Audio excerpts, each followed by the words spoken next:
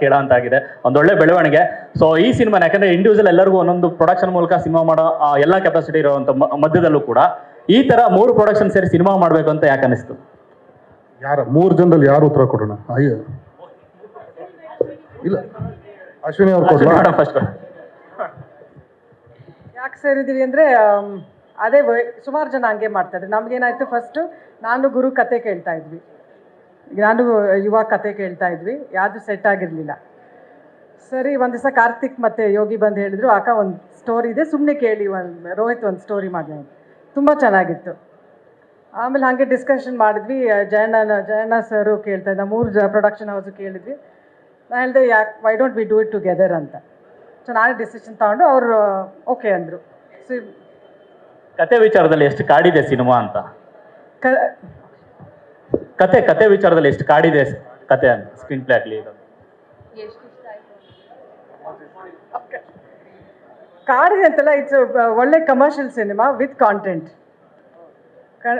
ಕಥೆನೂ ಇದೆ, commercial aspect ಇದೆ. And ಗುರುಗೆ suit ಆಯ್ತಂತ ನನಗೆ, ಯುವಾಗ ಸೂಟ್ ಆಯ್ತಂತ ನನಗೆ ಅನಿಸ್ತು.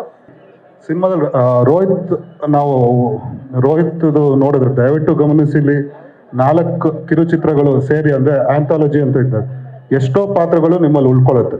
ಸೇಮ್ ರತ್ನಂ ಪ್ರಪಂಚದಲ್ಲಿ ಇವತ್ತಿಗೂ ಧನಂಜಯ್ ಅವ್ರದ್ದಾಗಲಿ, ಉಮಾಶ್ರೀದು, ಪ್ರಮೋದು, ಶ್ರುತಿ ಮೇಡಮ್ದು, ಎಲ್ಲರದು ಎಲ್ಲ ಪಾತ್ರಗಳು ಇವತ್ತಿಗೂ ಮಾತಾಡ್ತಾರೆ. ಆಲ್ಮೋಸ್ಟ್ 4 years ಆಯಿತು ರತ್ನಂ.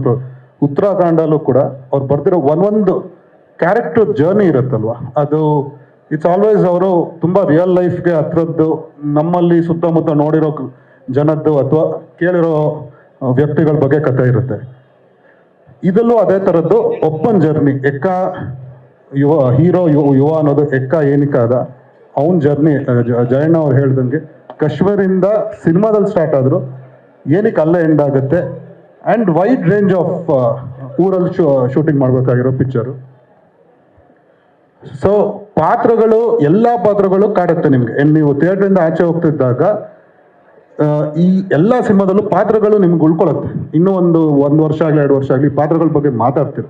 ಅದು ನಿಮಗೆ ನೆಕ್ಸ್ಟ್ ಇವನ್ ನೀವು ಕತೆ ಕೇಳಾದ್ಮೇಲೆ 2 ದಿನ ಆಗಲಿ 3 ದಿನ ಆದಮೇಲೆ ನಿಮಗೆ ಆ ಕಥೆಗಳಲ್ಲಿ ಆ ಪಾತ್ರಗಳಾಗಲಿ ಸನ್ನಿವೇಶಗಳು ನಿಮಗೆ ನೆನ್ಪು ಬರ್ತಿದ್ರೆ ಅದನ್ನ ಕಾಡುತ್ತಾನೆ ಅದನ್ನೇ. ಸೊ ನಿಮಗೂ ಹಂಗೆ ಕಾಡುತ್ತೆ. ಸೊ ಆಲ್ ದಿಸ್ ಪಾತ್ರಗಳು mainly all characters in the film, ಅದು ಇದಾಗುತ್ತೆ.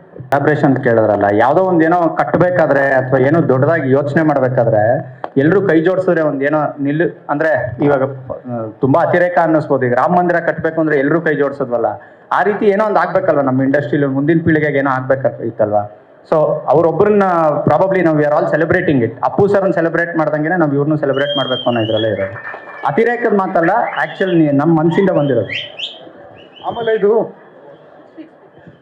ಆಮೇಲೆ ಮುಂಚೆಯಿಂದನೂ ಬಂದಿರೋದು ಲೊಕೇಶನ್. ನೀವು ಭೂದಯನ ಮಗ ಇವು ನೋಡಿದಾಗ್ಲೂ 3-4 ಜನ ಪ್ರೊಡ್ಯೂಸರ್ ಇದ್ದಾರೆ. ನೀವು ಈಗ ಹಿಂದಿ ತೆಲುಗು ಸಿನಿಮಾ ನೋಡಿದ್ರೆ ಎಲ್ಲರಿಗೂ ಇಂಡಿವಿಜುವಲ್ ಇದ್ರೂ ಸಿನಿಮಾನ ದೊಡ್ಡದು ಮಾಡಿದಾಗ ಆಮೇಲೆ ಕೊಲಾಬ್ರೇಷನ್ ಫ್ಯೂಚರ್ ಅದೇ ಅದನ್ನ ಒಟ್ಟಿಗೆ ಸೇರಿದ್ರೆ ಸ್ವಲ್ಪ ಅದು ಇನ್ನೂ ಚೆನ್ನಾಗಿ ನೀವು ಮೂಡ್ ಬರ್ತದೆ ಅಂತ. ಸೊ ಮೇನ್ಲಿ ಅದೇ ಎವ್ರಿ ಒನ್ ಥಿಂಕಿಂಗ್ ಸೇಮ್ ಇದೆ, ಒಂದೇ ಟಾರ್ಗೆಟ್ ಇದೆ. ಸೊ ಅಲೈನ್ ಆದಾಗ 3 ಜನ ಜೊತೆ ಮಾಡೋದೇನು ತೊಂದರೆ ಇಲ್ಲ ಅಂತ.